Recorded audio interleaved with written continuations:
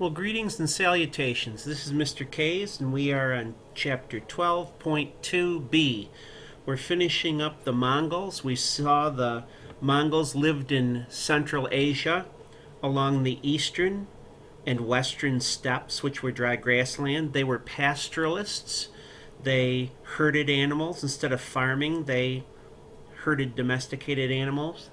They lived in tents called yurts, and they were grouped in clans, which are groups of families with a common ancestor. At times they were peaceful with settled cities, and yet at times they raided cities to take what they wanted.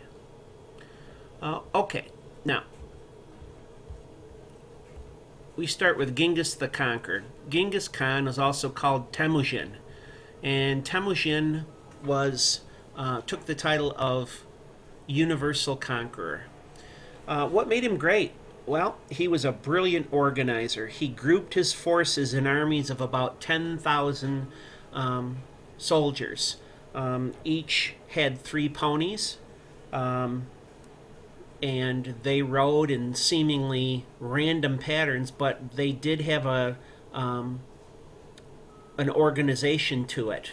And when the ponies got tired, they just went to the back of the lines, got a fresh pony, and back on the ponies they went.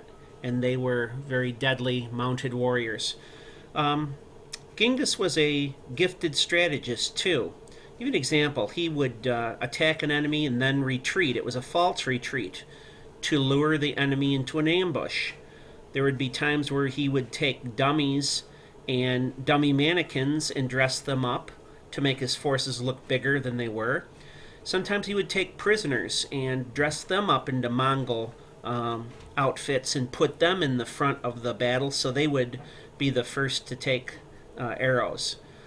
So as a strategist, he's looking to make his numbers seem bigger than they were. He used spies to find weaknesses in the enemy and in enemy cities so he could plan a better attack against his foes. He did not leave anything to chance.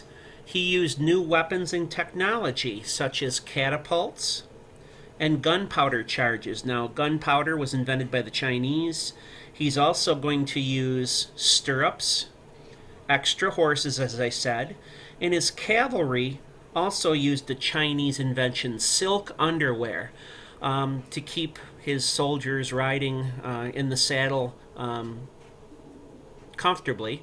But it was more if they took an arrow, the silk would kind of stop the bleeding to the point where they wouldn't die of loss of blood.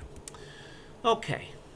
Well, you see a picture of a mounted warrior using stirrups, a shorter bow, and the attack is well planned out.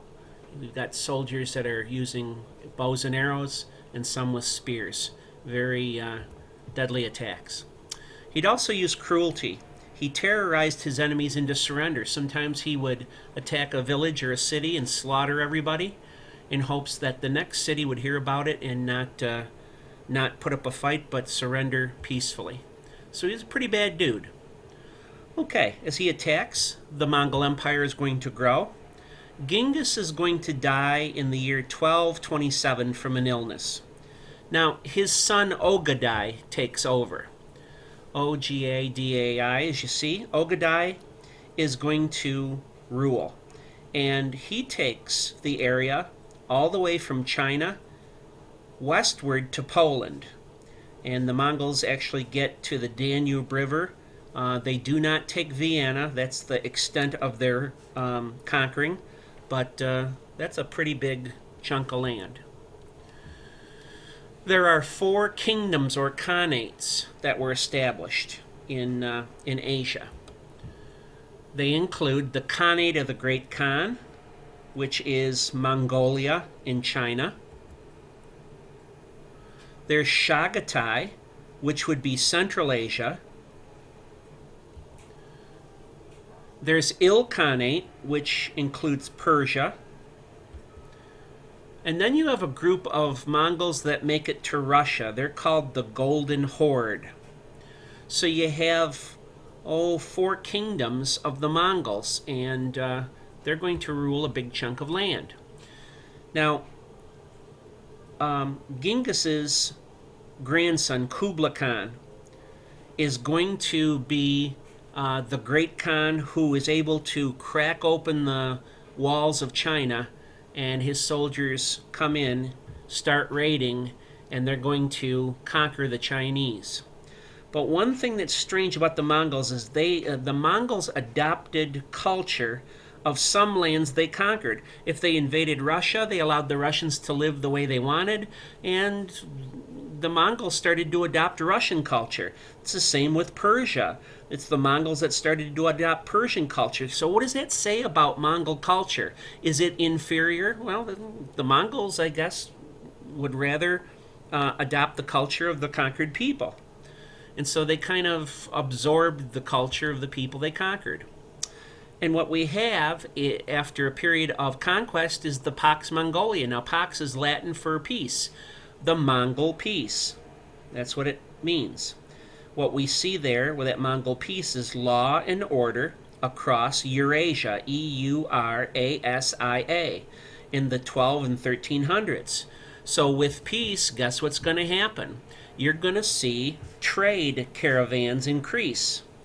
And as they carry grain, as they carry silk, as they carry gems, as they carry foods and spices, ideas and goods are going to be moved.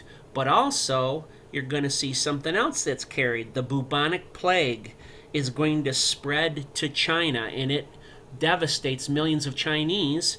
And westward, the bubonic plague is going to devastate Western Europe. What's the common link? Well, scientists and social scientists seem to think it's the Mongols. Shame on those Mongols. But that's what we see. Well, we are done with 12.2b. Hope you enjoyed it, folks. Carry on.